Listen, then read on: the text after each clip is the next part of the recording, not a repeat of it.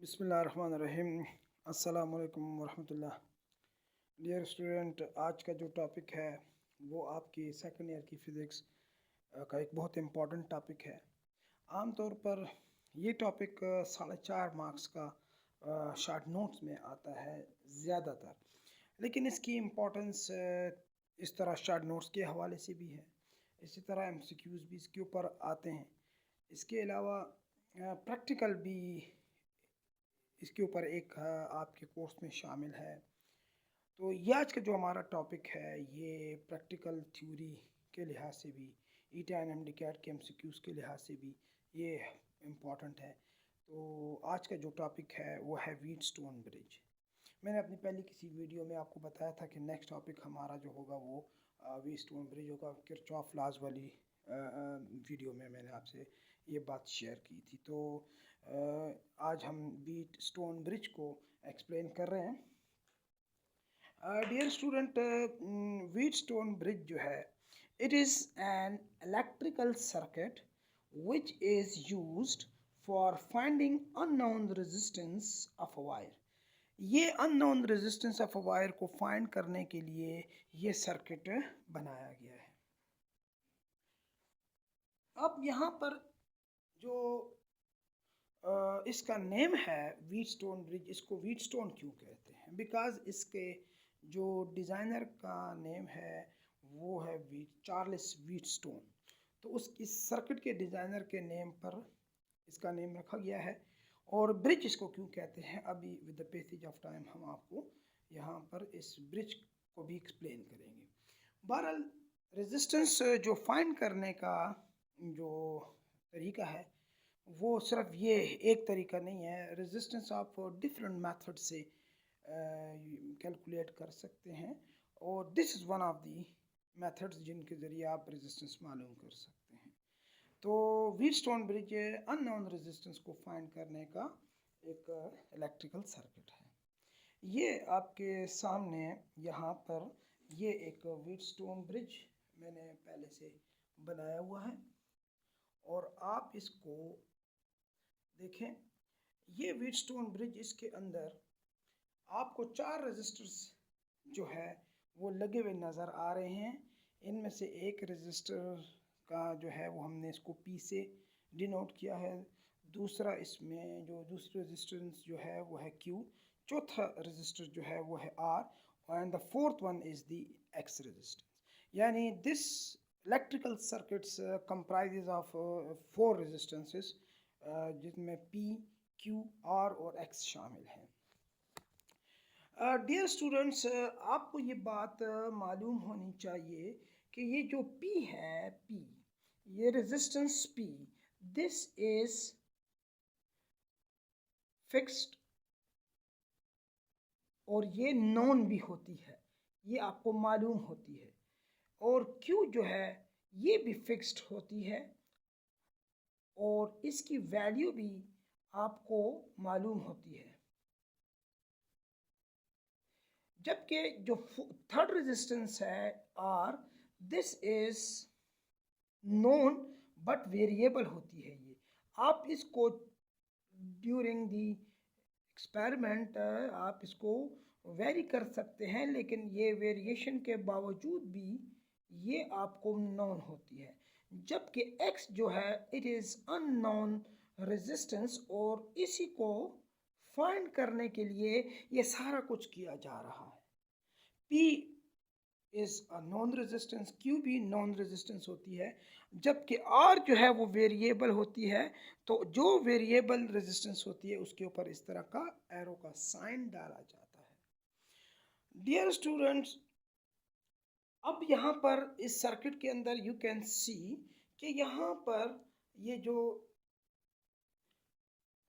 यहाँ पर जब आप इन दोनों कीज को क्लोज कर देंगे, की नंबर 1 और ये है की नंबर 2, तो जब हम इसको क्लोज कर देंगे तो इनके क्लोज करने से सर्किट में करंट आ जाएगा और ये गैल्वेनोमीटर आपको डिफ्लेक्शन शो करेगा।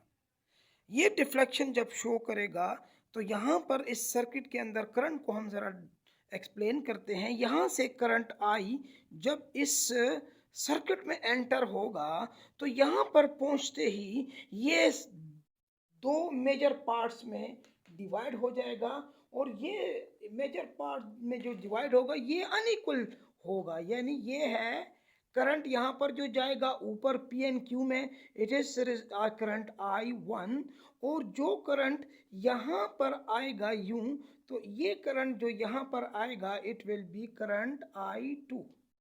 ये दो करंट यहाँ पर अनइक्वल यहाँ से डिवाइड होकर इन रेजिस्टेंस की तरफ आएंगे, और जब ये करंट यहाँ पर पॉइंट ए पर पहुंचेगा और ये पॉइंट ए और पॉइंट बी के दरमियान आपने गैल्वेनोमीटर लगाया हुआ है, जब ये पॉइंट ए पर करंट पहुंचेगा तो अगेन ये मज़ीद डिवाइड होगा और कुछ करंट गैल्वेनोमीटर की तरफ आएगा और गैल्वेनोमीटर का जो सर्किट है वो आपको गैल्वेनोमीटर डिफ्लेक्शन शो करेगा।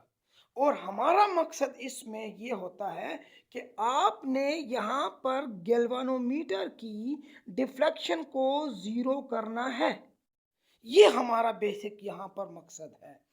तो ये नहीं है कि हम यहाँ से की निकाल दें तो डिफ्लेक्शन ज़ीरो हो जाएगी, नो, ये दोनों कीज क्लोज रहें और इनके क्लोज होने के साथ यहाँ गैल्वेनोमीटर से कोई करंट फ्लो ना करे।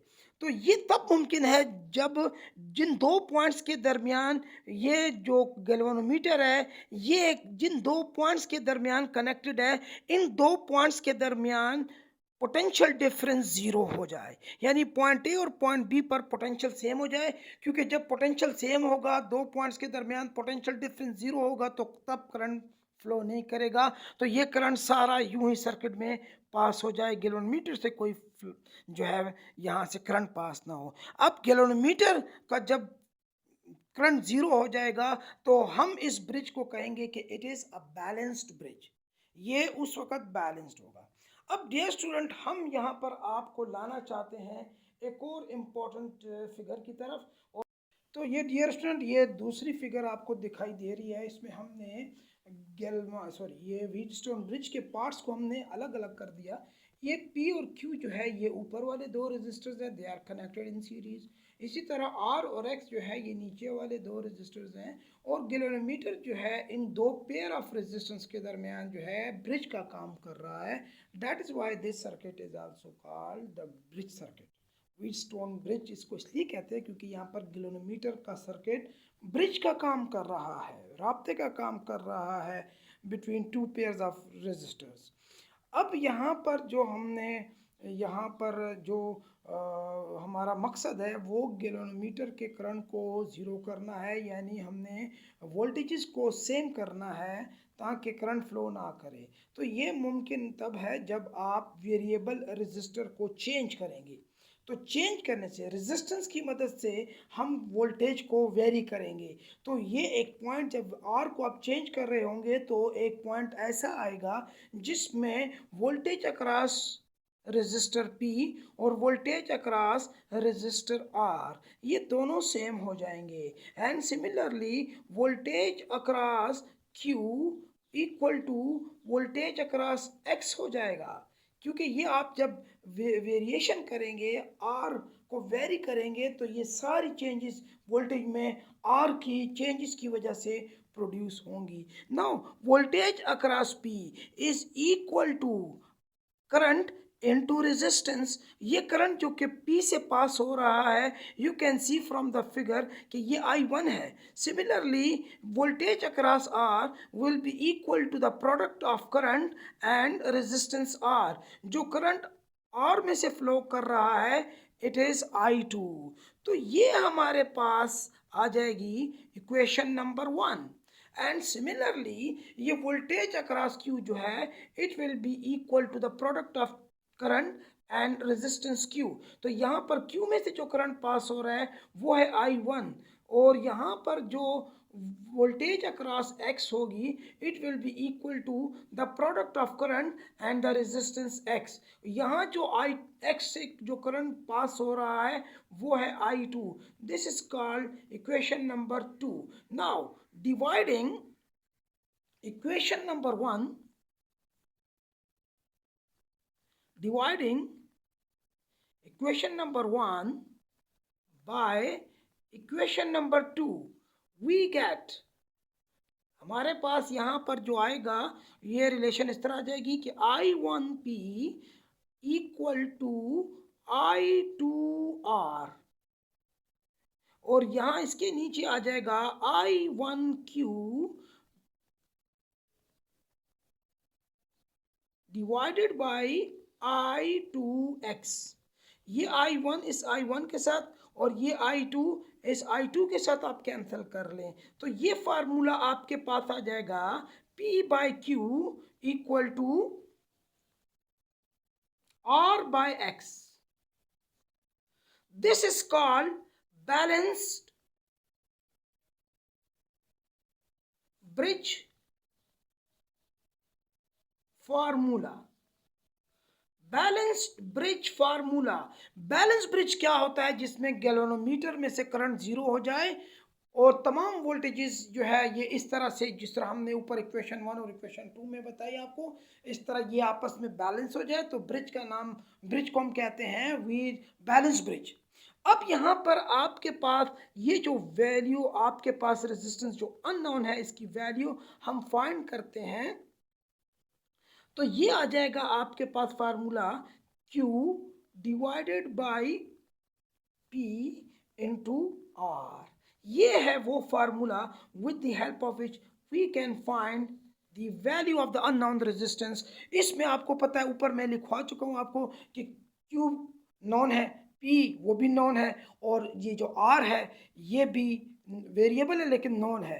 तो यहाँ पर ये व्हीटस्टोन ब्रिज की मदद से हमने अननोन रेजिस्टेंस की वैल्यू फाइंड की। और डियर स्टूडेंट, ये मैंने आपको पहले ही बता दिया था कि ये कोई एक तरीका नहीं है रेजिस्टेंस को फाइंड करने का, ये एक तरीका उन तरीकों में से है जो बहुत सारे तरीके हम इलेक्ट्रिकल रेजिस्टेंस को फाइंड करने के लिए यूटिलाइज करते हैं। तो डियर स्टूडेंट, होपफुली आपने इस लेक्चर को अंडरस्टैंड किया होगा। क्वेश्चंस आप मेरे व्हाट्सएप नंबर पर मुझे सेंड कर सकते हैं, इंशाल्लाह I will answer your questions, और I am also waiting for your positive feedback जी। अस्सलामु अलैकुम वरहमतुल्लाहि वबरकातुहू।